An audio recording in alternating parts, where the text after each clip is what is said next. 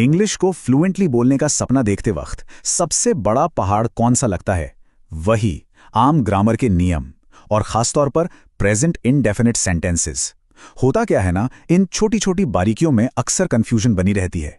लेकिन आज के इस अल्टीमेट एक्सप्लेनर में हम डू और डज के असली मैजिक को पूरी तरह से डिकोड करने वाले हैं।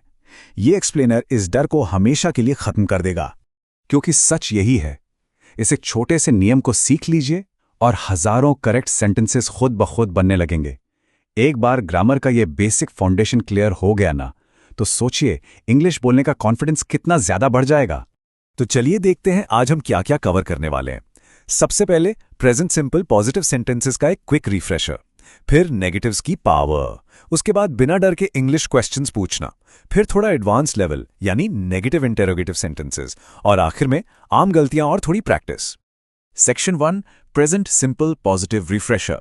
नए ग्रामर रूल्स में जंप करने से पहले उस चीज को थोड़ा याद कर लेते हैं जो हमें पहले से आती है, ताकि आगे का सफर आसान हो जाए। देखिए, एक पॉजिटिव सेंटेंस का स्ट्रक्चर बहुत ही सिंपल होता है, जैसे ही प्लेज फुटबॉल। लेकिन जैसे ही इसमें एक नेगेटिव फोर्स आती है, पूरा स्ट्रक्चर अचानक से बदल जाता है। ये बन जाता है he does not play football. ध्यान दीजिए कैसे प्लेस से एस गायब हो गया और एक नए हेल्पिंग वर्ब डज नॉट की एंट्री हो गई। यही तो वो मैकेनिक्स हैं जो आगे चलकर हमें डिटेल में समझने हैं। Section 2, the power of negatives. सही तरीके से नहीं कहना भी तो उतना ही जरूरी है जितना हाँ कहना, है ना? एक नेगेटिव सेंटेंस बनाने का ये स्टेप बाय स्टेप फॉर्मूला ना एकदम क्लियर और फुल प्रूफ मैथ इक्वेशन की तरह है। स्टेप 1 में आता है सब्जेक्ट, फिर स्टेप 2 में चुनना होता है डू या डज, स्टेप 3 में लगाना है नॉट, उसके बाद स्टेप 4 में आती है वर्ब की पहली फॉर्म, और आखिर में स्टेप 5 ऑब्जेक्ट। कोई एक्स्ट्रा कॉम्प्लेक्स रूल्स नहीं है, बस इस सीक्वेंस में शब्दों को फिट करना है और एकदम सही नेगेटिव सेंटेंस तैयार। लेकिन रुकिए, सबसे बड़ा कंफ्यूजन कहां होता है? यही कि डू किसके साथ लगाएं और डज किसके साथ। इस डिवीजन को समझना बहुत ही क्रूशल है। याद रखिए, आई, वी, दे और सारे प्लूरल्स यानी बहुवचन सब्जेक्ट्स के दोस्तों के रूप में हमेशा डू नॉट आता है। वही दूसरी तरफ ही, शी, इट और सिंगुलर यानी एक वचन सब्जेक्ट्स के साथ हमेशा डज नॉट लगता है। इससे दिमाग में बिठा लेने से आधी मुश्किल वहीं हल हो जाती है। और अब आता है ग्रामर का सबसे बड़ा, सबसे जरूरी गोल्डन रूल। एक ऐसा रूल जिसे कभी नहीं भूलना है। रूल ये कहता है कि जब भी सेंटेंस में डू नॉट आ गया तो मेन वर्ब अपना एस या ईएस तुरंत खो देगा। वर्ब वापस अपनी बेसिक फर्स्ट फॉर्म में आ जाएगी। इस एक नियम को ध्यान में रखने से इंग्लिश बोलते वक्त होने वाली बहुत सारी गलतियां वैसे ही गायब हो जाती हैं। चलिए इन्हीं फॉर्मूलाज को सीधे हिंदी ट्रांसलेशन से जोड़ते हैं। I do not tell a lie, जिसका मतलब है मैं झूठ नहीं बोलता हूं, यहां आई के साथ डू नॉट लगा है। दूसरा एग्जाम्पल और भी मजेदार और टेक्निकल है। He does not go to college, यानी वह कॉलेज नहीं जाता है।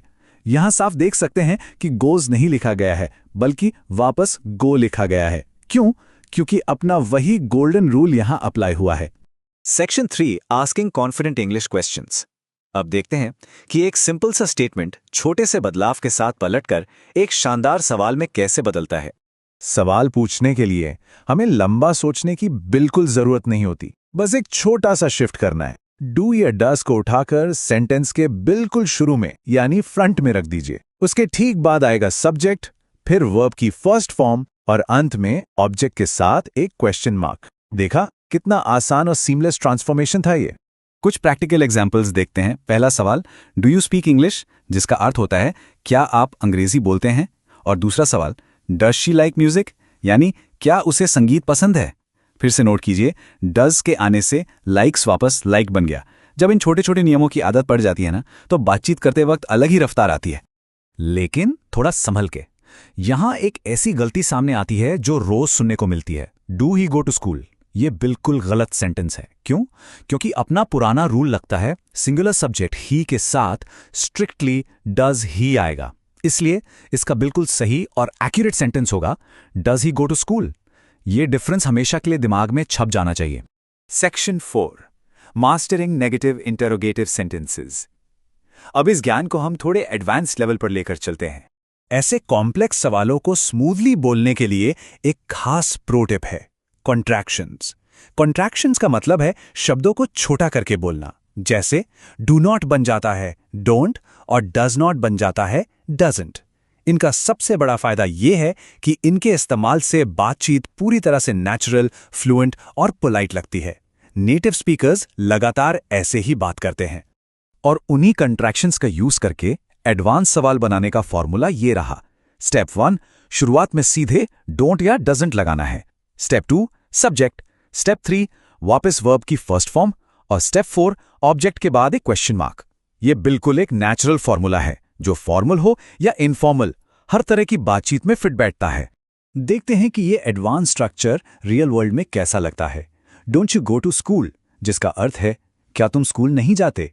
या फिर दूसरा example, doesn't it rain here, जिसका मतलब है क्या यहां बारिश नहीं होती?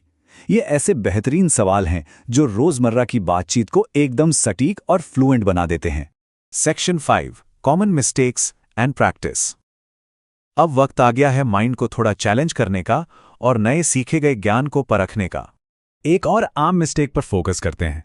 ये इतनी ज्यादा ट्रिकी है कि कभी-कभी अच्छे इंग्लिश बोलने वाले भी इसमें उलझ जाते हैं। Does she has a car? ये गलत है। हालांकि नॉर्मली शी के साथ हैज लगता है, लेकिन जब सेंटेंस में डज आ गया तो मेन वर्ब को वापस अपने बेस रूप में आना ही पड़ेगा, और हैज का बेस रूप हैव होता है। इसलिए इसका स्ट्रिक्टली करेक्ट वर्जन होगा does she have a car. इसे ध्यान में रखना बहुत जरूरी है। तो चलिए बिल्कुल तैयार हो जाइए एक लाइव टेस्ट के लिए। पहला ब्लैंक है blank your brother work here, और दूसरा सवाल blank they know the way. अभी तक हमने जो रूल्स सीखे हैं उनके हिसाब से सोचिए कि कहां डू आएगा और कहां डज फिट बैठेगा। इस लॉजिक पर कुछ सेकंड्स के लिए ठहरकर सोचते हैं। और ये रहे सही जवाब। पहले सेंटेंस में डज या डजंट आएगा क्योंकि योर ब्रदर एक सिंगुलर सब्जेक्ट है। दूसरे सेंटेंस में डू या डोंट आएगा क्योंकि दे एक प्लूरल सब्जेक्ट होता है। जिसने भी प्लूरल और सिंगुलर का कॉन्सेप्ट माइंड में ठीक से रखा था, उनका लॉजिक यहां बिल्कुल 100% करेक्ट आया है। बहुत ही शानदार।